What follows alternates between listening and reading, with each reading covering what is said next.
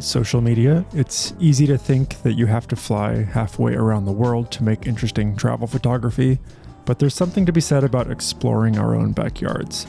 Getting to know a place deeply over a long period of time results in photos that just couldn't have come from someone taking a quick vacation there. Of course, it doesn't hurt to live somewhere as beautiful as Seattle. Seattle has a reputation for being super rainy, and that's only half true. The secret is that in the summer, we actually don't get much rain at all, and usually by September, I'm really missing the clouds. It's just nonstop sun for months on end. But in winter, the reputation is definitely earned. We get less total rainfall than a lot of other cities, but we do get a lot more days of rain. Just an all-day drizzle sort of thing. It's really cold and dreary, and that can get really tiring by the time spring rolls around. And we're very much in the middle of that right now here in January, but the forecast was calling for a week of relatively good weather. It was still chilly and the days were still super short, but the sun was expected to come out to play. So I decided to set aside a few days, put most of my to-do list items on hold, and went out exploring to try to do some travel photography here in my own backyard. To begin, I simply grabbed my camera. These days I'm using the Fuji X-T5, and just walked down the hill towards the waterfront, and then made my way over to the very touristy, but also actually pretty cool, Pike Place Market to see what I could find.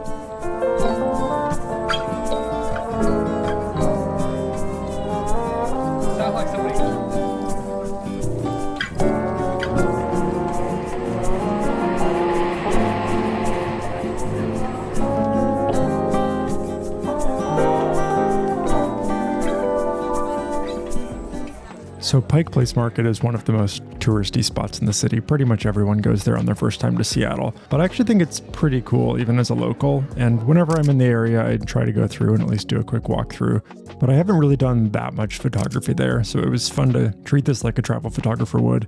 I actually liked some of these salmon shots quite a bit, especially this one. It was nice of the fishmonger to hold the salmon open for me like that.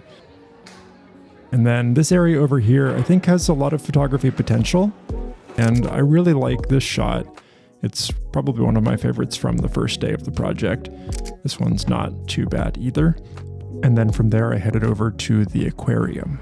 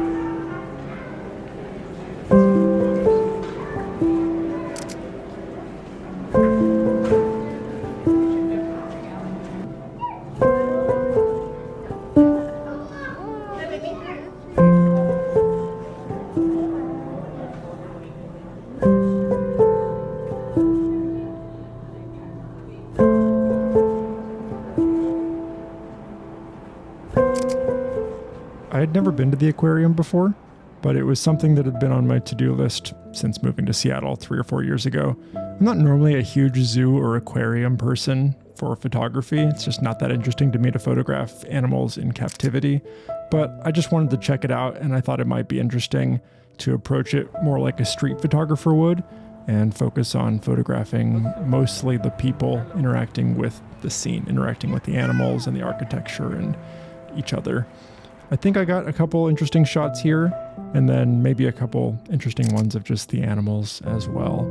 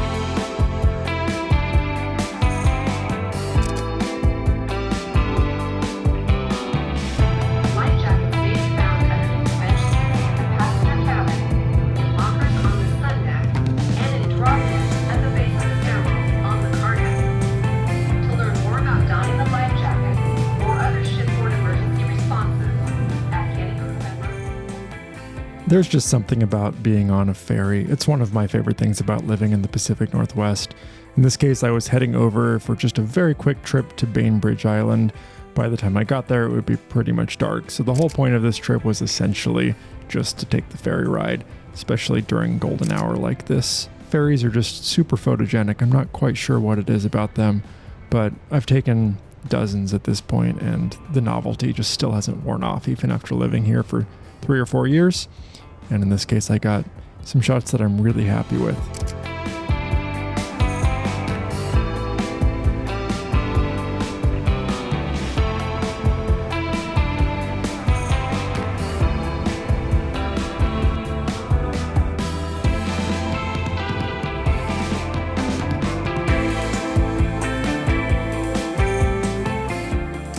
I think this one is probably my favorite shot from the whole project. Something about just the lines and the light and seeing Seattle in the distance just feels quintessential Pacific Northwest to me. And the winter light is just beautiful.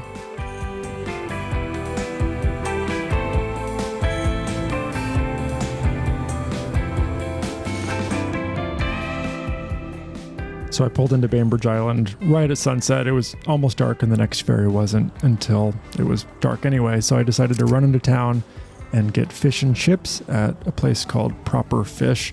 I think it's probably the best fish and chips in the Seattle area, at least that I've had. The one piece of fish is like the size of my forearm and just absolutely delicious. So I had that and then ran back to the ferry, caught the next one back in the dark, and wrapped that up for the first day.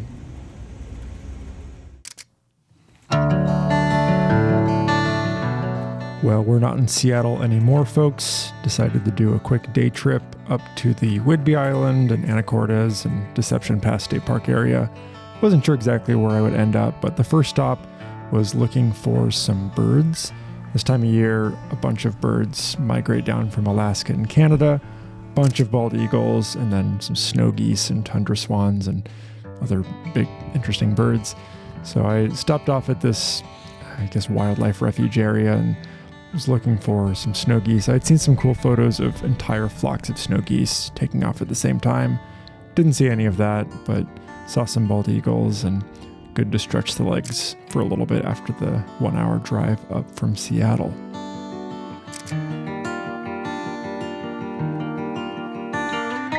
So the plan was to go to Deception Pass State Park next, and then maybe make my way down Whidbey Island if I had time. But there's a gray whale, or maybe a few gray whales, that have been sighted further down on Whidbey Island. Here, I'll show you. Let me record this. On Whidbey Island the last couple days. So it's less than an hour drive to there. Yeah, it looks like not too long ago, someone reported a gray whale there. It's been hanging around there for the last couple days. So I think there's a good chance that we can see a gray whale from shore. So we're going to go do that.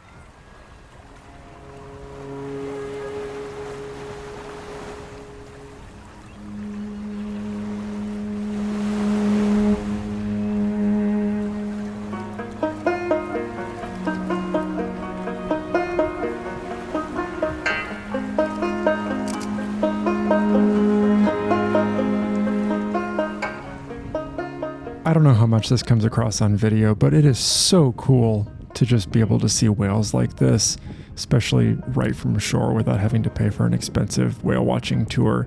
There's a couple apps, I'll leave them down in the description of the video if you happen to be up in this part of the world, that tell you where the whales are, and you can just go see them.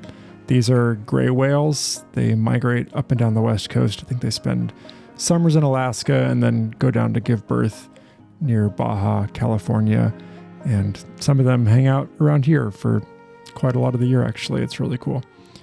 So these gray whales are feeding close to shore, and they're, I think, skimming through the mud and the silt at the bottom of the ocean and feeding on ghost shrimp, I believe. And it's just so cool. Highly recommend getting a chance to see whales like this. They're extremely hard to photograph, extremely hard to catch on video, and way cooler in person. But I hope this gives you just a tiny glimpse at what it's like to see them. At one point, they were maybe 30 yards from shore, and you could very clearly hear the sounds of them exhaling. It's just hard to put into words how magical of an experience it is to see these huge creatures just right offshore.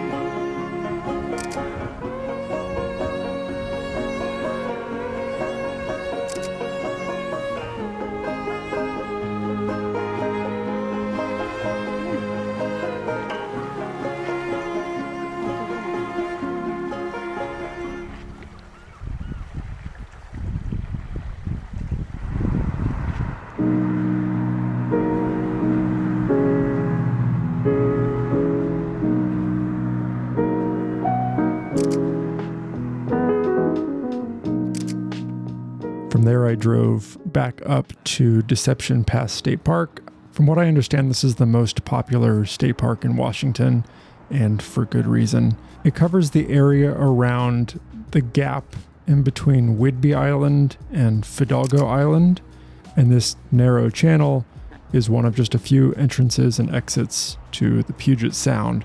And so when the tide comes in and when the tide goes out, a lot of water rushes through this really narrow channel, and you get essentially white water under the bridge here, but it's all just salt water. It looks like a river, but it's basically the ocean.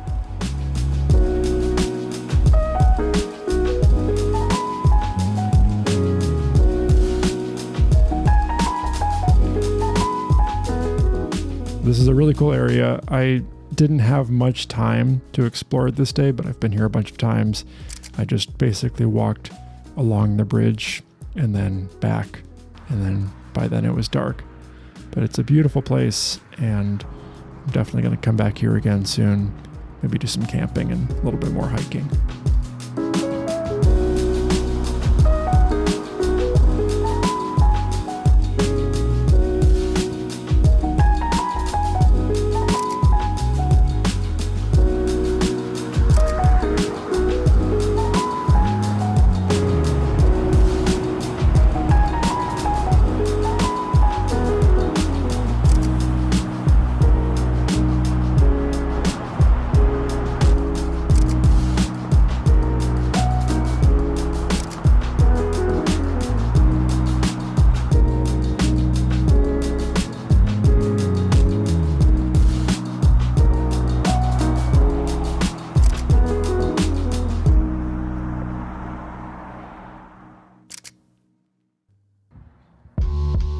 And then on the final day, I woke up and it was absolutely pouring rain. So I decided to sleep in a little bit, get some stuff done around the house. But the sun eventually came out and I went out exploring. I actually wasn't planning on going here, but I saw the sign for it and decided to just call an audible and go explore. This area is called the Fisherman's Terminal. And I had been down there briefly because you can buy salmon directly from the fishing boats, and we've done that a couple times. But apparently all of the docks are just publicly accessible and you can just go wandering. I love this kind of thing. I love seeing the little nautical details and just taking pictures of the boats and whatever else I can find. So it was a good way to start my final day of exploring in Seattle.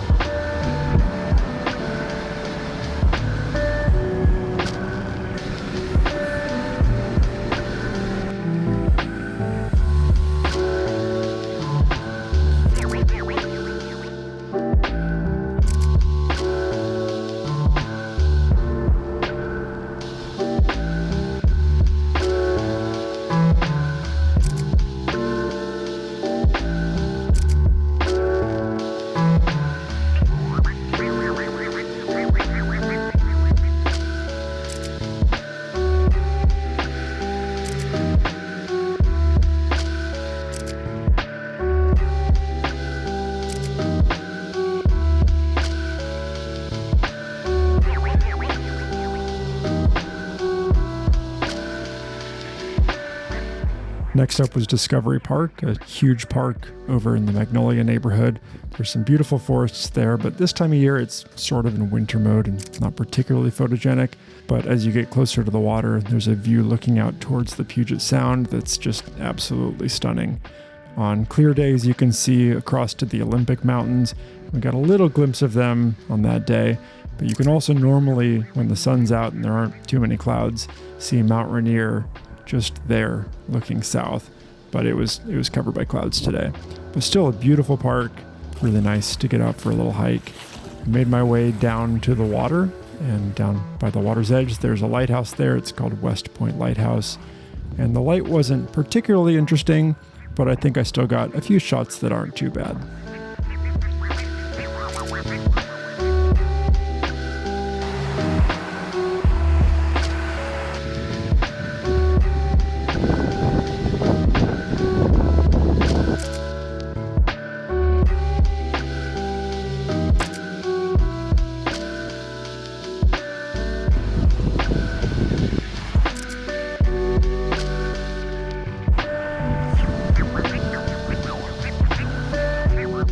And then I had just a little bit of light left in the day, and so I headed over to a viewpoint nearby in the Magnolia neighborhood, and oh my god, the light just exploded. The sun peeked under the clouds and just lit everything up with this neon orange glow. And I think I did get a couple really cool shots, especially looking out over the water. I hope you all enjoyed this video. It was fun to get to do some exploring around Seattle, and I'm really happy with several of the photos here. If you want to see more, I've got behind the scenes, B-side photos, editing, all sorts of things on my new Patreon page. I really appreciate everyone who's joined already. If that sounds like something up your alley, I will leave a link down in the description below. Feel free to join us over there. And with that, I'll say thanks so much for watching. Thanks as always for all of your support, and I will see you next time. Bye.